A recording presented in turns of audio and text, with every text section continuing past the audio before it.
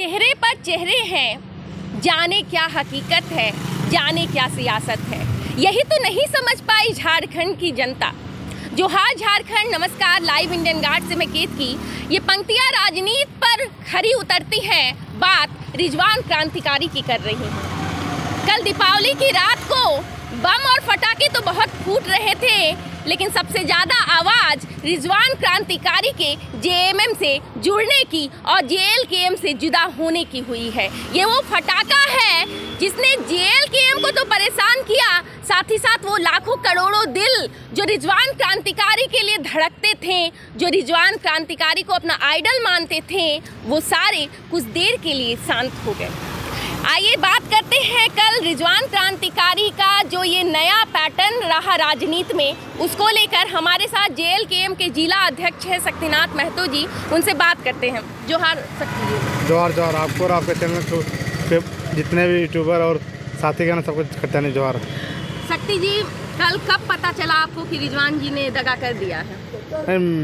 हमको social media के माध्यम से पता चला जी। आज जैसे पता चला हमने भी सोचा कि चलो अगर आपको गद्दारी करना था, पार्टी के हित में का पार्टी पे इतना बड़ा धोखा ही देना था, 2 दिन पहले देते हैं। हमारे पास ऐसे चेहरा थे जो गांडे से लड़ सकते हैं या चुनाव जीतने के बाद करते हैं, जो सोचते हैं कि चलो भाई जेएलकेएम में रह के कम से कम विधायक बन के गए।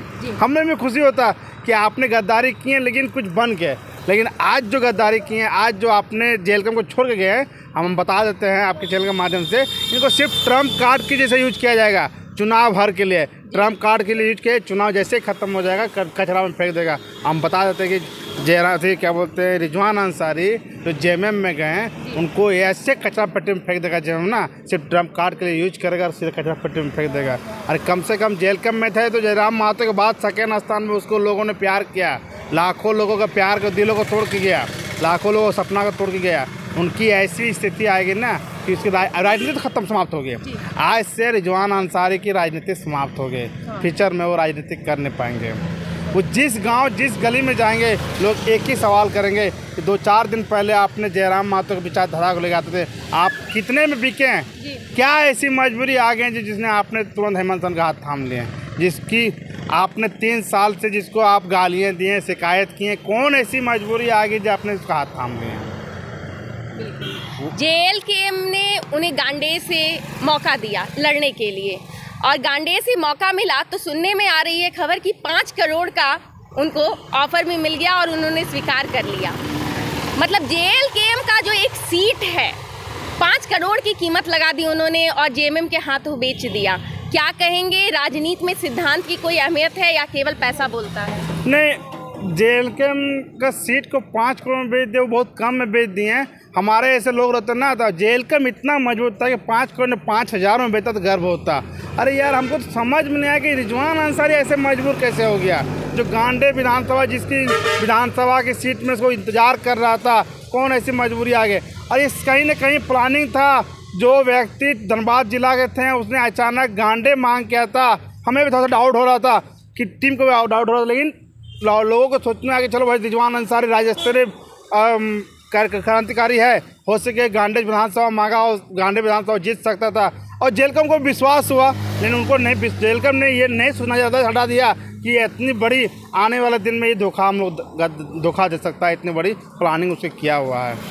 टाइगर जयराम में तो क्या इस बात पर विश्वास कर पा रहे थे? उनको ये यकीन हो पा रहा था कि नहीं, जो राम रहीम की जोड़ी है, रहीम ने राम को धोखा दे दिया है?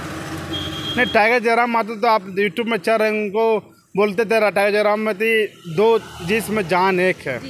उनको अपने भाई की तरफ, बड़े भाई की तरफ मानते थे। उनसे हर छोटी छोटी बातों पे राय लिया जाता था। लेकिन आज सामने इखलाक दा भी है, उनसे भी बात की है, बताएं कि इखलाक दा को भी टाइगर जयराम महतो अपने बड़े भाई तरफ मानते हैं। जैसे भी छोटी मोटी समस्या हो, कुछ भी राय समझ हो तो फटाक के कॉल भी करते हैं और बात भी किए। कल जैसे घटना आया, हमें भी सुनने में आया कि इखलाक दा को पहले बुलाया गया, उनसे बातचीत विचार किए, लेकिन हाँ, इखलाक दा ने उनको बोला कि आप रिजवान को छोड़िए, रिजवान की जगह में आपको बड़ा भाई अभी भी जिंदा है। और हमारे पार्टी में कोई क्षति नहीं हुआ है, हमारे साथ अभी भी अल्पसंख्या 10 का 10 है। 2-4 लोग की गद्दारी से पूरे कौम और पूरे पार्टी पर कुछ नहीं जाएगी। कुछ लोग कहते हैं कि राजनीति में हमेशा से ये सारी चीज़ें होती रही हैं, ये कुछ नया नहीं है। अमित महतो भी तो सिल्ली से जेएमएम की तरफ चले गए। देवेंद्र नाथ महतो को भी ऑफर मिला, किनारे में ले जाकर कुछ ब्रीफकेस जो है पकड़ाने की कोशिश की गई, उन्होंने एक्सेप्ट नहीं किया। क्या लग रहा है झारखंड में ये राजनीति कब बदलेगी? पैसे से खरीदारी कब बंद होगी? देखिए, जो टाइगर जयराम महतो की विचारधारा और जो राज के हित की बात करेगा, जो लोग राज के बारे में सोचेगा, वो लोग कभी गद्दारी नहीं करेंगे।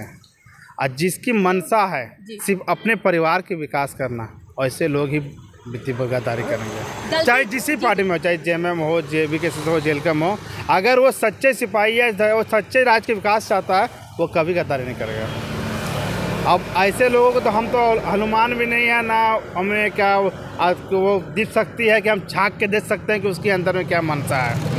बातचीत करते हैं, अच्छे लगते हैं, विश्वास करते रहे राज के हित में बात कर रहे हैं, लेकिन क्या जानते थे कि अंदर में वो बम अपने एक बम की तैयार कर रखा है और अचानक फोड़ देंगे। लेकिन विरोधी हो, विपक्ष पार्टी को तो हम शुभकामनाएं देते हैं कि आपने जेलकम को तोड़ने के लिए तरह तरह का प्रयत्न कर रहे हैं। लेकिन एक बात बोल देते हैं कि आप कितनों कोशिश कर लीजिए, जो इस बार जो राज्य में लोगों के दिलो दिमाग में जेलकम बस गया है, उसको तोड़ नहीं सकेगा।